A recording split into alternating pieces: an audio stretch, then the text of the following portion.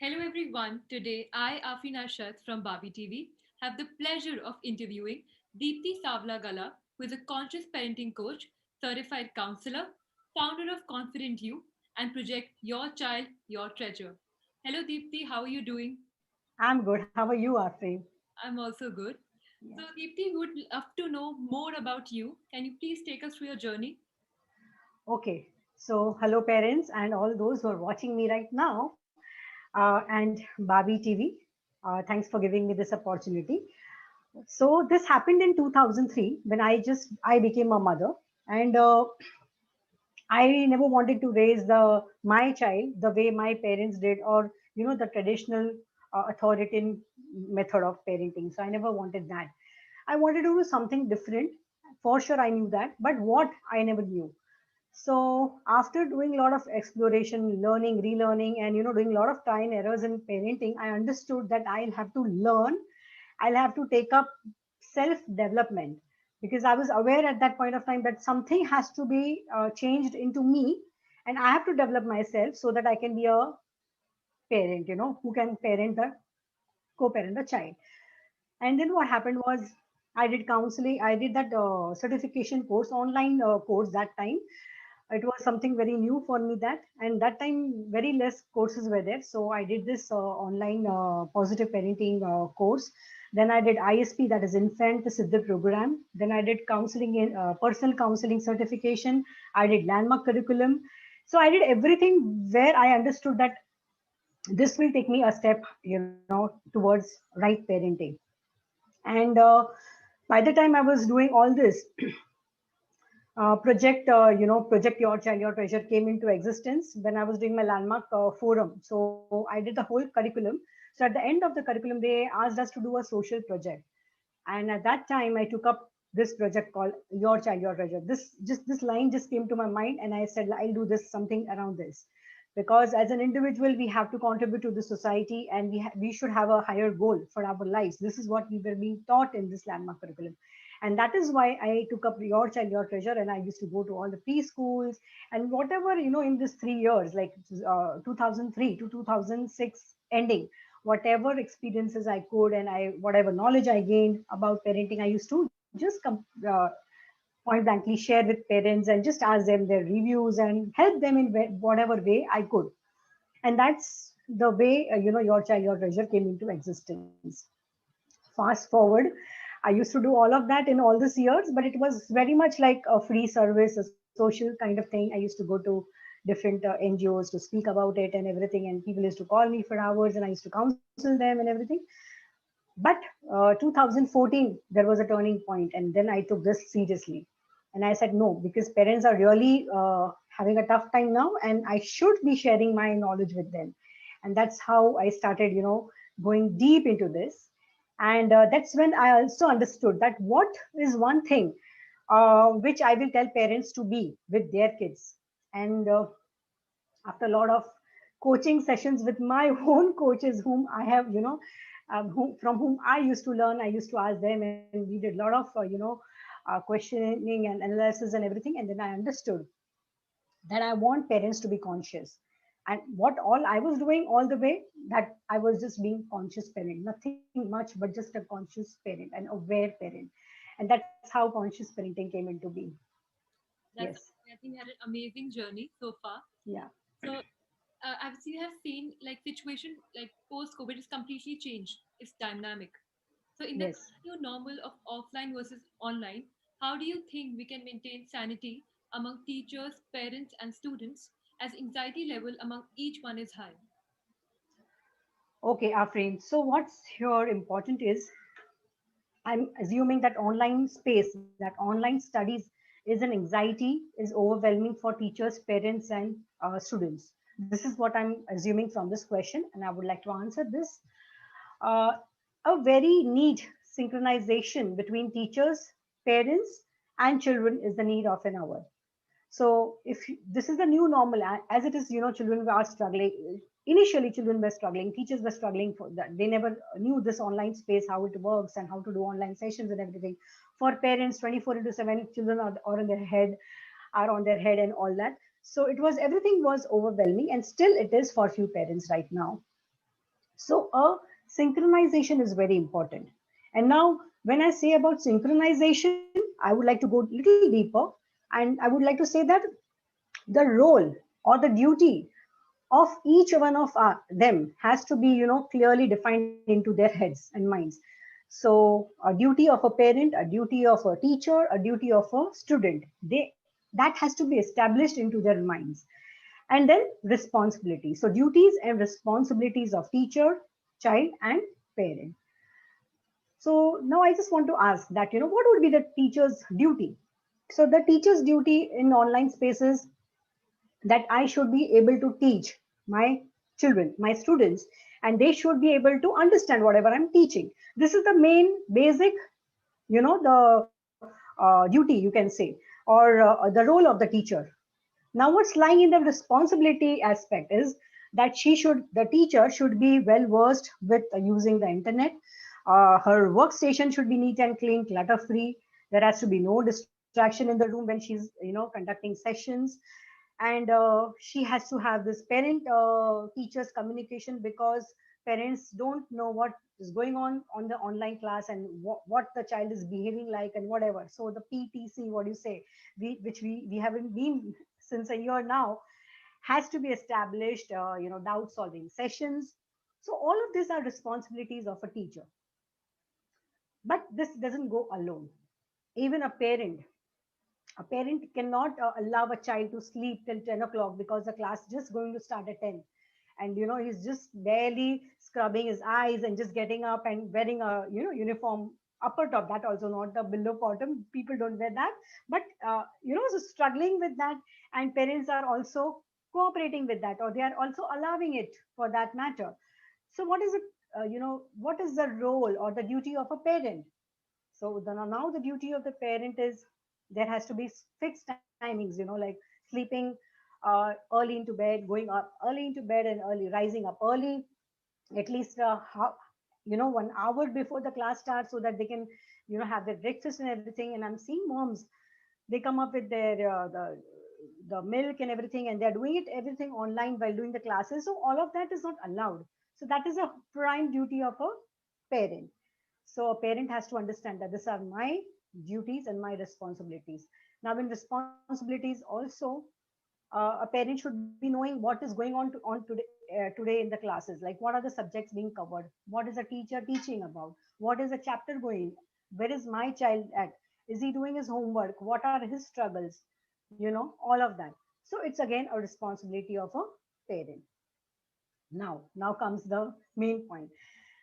If this both are synchronized, are free, teachers and the parent, automatically that space will show up into the student's life, and student will be more serious.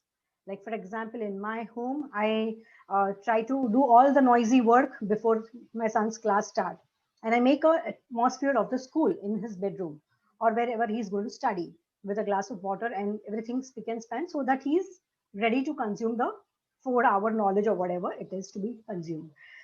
So when this all is synchronized, even a student feels that, oh, I also have a role to play. And teacher often becomes humorous, and there are some comedy scenes going on in the background, and there are some noises of grandmother and popping up here and there. That's fine. But the basic decorum, or what you say is anxiety, what you're calling it as, will not be there, because now these three are synchronized. It's not the only responsibility of the student or the teacher or the parent. Everybody is responsible for each and others performances, or the maintaining this online schedule, so-called schedule. Yeah, so that's the whole thing. I think that was really interesting. And if I talk about, as you said, online classes, especially for the young ones, it's something which is completely new to them. How can Right. a parent make, the classes more engaging and immersive for these kids as well? Yeah. So, Can you what can be done to make the online session more engaging and immersive for the young ones? What do you feel? Okay, so for young ones, there has, gamification has taken all over everywhere, now. So when you give them stars, or when they are finishing a task or an activity, there is a medal, or there is, some kind of accolade which is coming in a free downloadable printable sheet, that may work with teachers, doing that. Of they can give a shout out to the child, they can give them the hot seat, like right now we both are on the, like I'm on the hot seat, so that way if they can give them 2 minutes of screen presence by giving them a round of applause, that would work. And of course in online space, all this works, like gamification and giving them accolades and calling them on, giving them a shout out on hot seat, and all that will work wonders for them. Great. Yeah, the beginning, and there has to be a dance, a dance kind of thing or something where they want to vent out their energies, their physical energies. That has to be in the store when the session gets over. So then they're just sticking to that, their schedule of classes. All the parents have a struggle, to make the young ones sit at, in front of the screen, for that 1 hour stretch or a 2 hour stretch. It's like a, Yes. you know, struggle for them Yeah. as well. So, how would you define the roles and responsibility of a parent in the current environment where most of them are working and some of them over pamper their kids to make even? To make even. Okay. So again, Afrin, the role of a parent is, you want a child who sees you and models you. So the Very first and foremost thing is we have to be a role model of integrity, inspiration, involvement, and what all small stuff we do, because we parents, we think that we are just engaged to the child, but the child is continuously watching us. So my behavior with my housemates, my behavior with a sweeper on the road, my behavior with my in-laws, my behavior with relatives, friends, everything has a role to play in parenting. So I would just tell parents that if you feel that you are good enough to be inspired by, please keep on doing that. And if not, take some inspiration. Be yourself so much, equipped that your child knows for sure that my mom is the best and I can look upon her for all the values and skills and whatever, communication, all of this. Because everything said and done, all of these things can be just learned by observing and observing. It's not that, you have to teach our other child about all of that. And again, with this working parents, because you are asking me this question right now, I would like to address that many working women, moms, they have this anxiety or a guilt that we cannot give enough time to our kids because we are working. So to such working women and working mothers, I want to say that if you are a CEO of a company or if you are a manager of a company, you are super inspiring for a child. Don't take yourself down by not giving that time quotient, that quantity of that parenting, measurable outcome. But whatever time you have, your again, I just I'm so sorry. So I just told that your child is looking upon you as a role model, so you have enough to share, inspire, talk about, and teach your child if you are a CEO or whatever, or the position as a working mother. So don't take yourself in that guilt that I cannot spend time. The quality and how you engage with them emotionally is very, very important, rather than that 3 hours 4 hours of just physical appearance. Again, now when you talk about housewives, the housewives, for them the family and the relationships are of priority, and that is why the parenting becomes of the prime dominance and the prime importance. Or I can say that even I was doing that, like everything I used to do for my child. But here again, sometimes what happens is you start pampering the child, you don't allow them to be independent, or you are spoiling the child in that in that trip. So for that house parents also, I want to tell one thing, and even for the working mothers. So I want to give this analogy of a plant. So if there is a plant, and you don't water the plant for say 8 days, the plant will die, right? The right. plant will die. And if you put the whole bucket on that small plant, again it will die. Yeah. So parenting is such that, you just have to give that much water, that much only that plant requires Very true. for its purpose to strive, to thrive in the environment. So, for working mothers and for house mothers who are listening to me right now, if you just take this one line, you will never be in that guilt of, that I am a house mom or I am a working mom. And again, if you're a house mom, you still have a lot of inspiration to give out to the world, right? So again, that's a deep thing, like I'm just trying to cover whatever I can in Very right. small. I think the Yeah, quality time, the optimum time is what is required, not the absolutely. quantity of time that you spend with your kid. Right, right. Yeah. Okay. So, Deepthi, that was very insightful.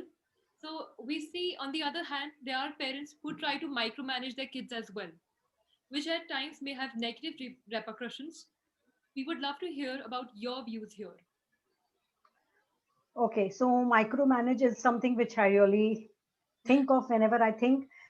It's like a personal manager, like you are Priyanka Chopra and you have a personal manager with you, right? Kind of thing. So it is a private personal manager kind of that feeling I get when I listen to this micromanage term. What I would like to tell parents here is we all do this at some point of time. It's only our own consciousness and awareness that will allow us to slip little away from micromanaging our kids. It will take some conscious effort for us to understand that what are we doing right now. So for that, I would just like to ask you, Alfie, are you married? No, no, no. I'm still a student. Okay, so for anybody who is married, I just want to ask one thing. If your in-laws or if your husband gives you a manual of no, you have to do this at 8 o'clock, at 10 o'clock you have to do this, at 11 o'clock you have to do this. If they give you the manual and you have to follow, how would you feel about it? Right? So I'm sure all the parents would agree that it would be so suffocating. It would be like you are caged. You would feel helpless, breathless. You would love to have little of independence, freedom, and you would ask one question to yourself: am I not a human being? Can I not think about myself? Do I don't make decisions? What is this? Yeah, someone is giving me the manual to run my life, bloody my life. So that's the whole thing. So when you understand from that point of view, that small little child, a bundle of joy just come into the world, has his own way of thinking, conducting his own way of behaviors, and he needs that independence. So when we try to micromanage, we are just trying to take away that independence. I'm not saying that we just allow them the whole freedom out there, but again, how much to micromanage? How? So what are the repercussions about this is if you micromanage each and everything about your child, that he has to eat this, at this time he will have to wash his hands, at this time he'll have to go to the classes, without allowing him to make choices, he will go low on his problem solving. He will never be able to solve his problem. He will not able to think. His thinking capabilities will go down. He will not be able to make decisions. He will not be able to accept failure if he makes any decisions in his life.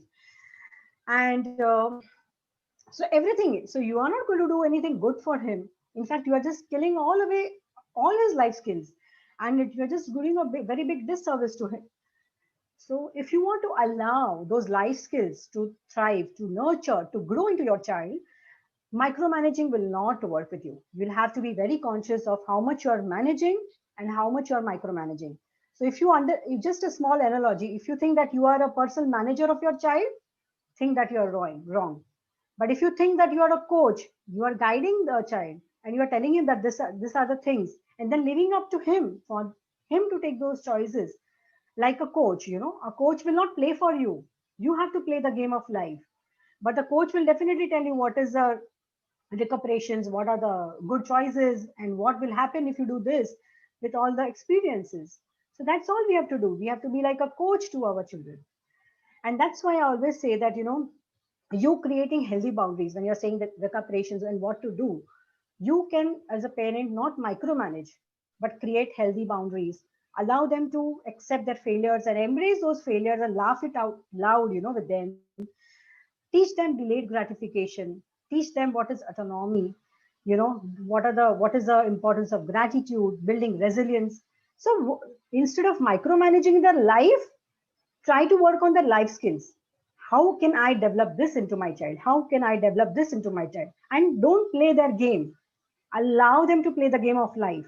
You just be on the sidelines and be just watch them.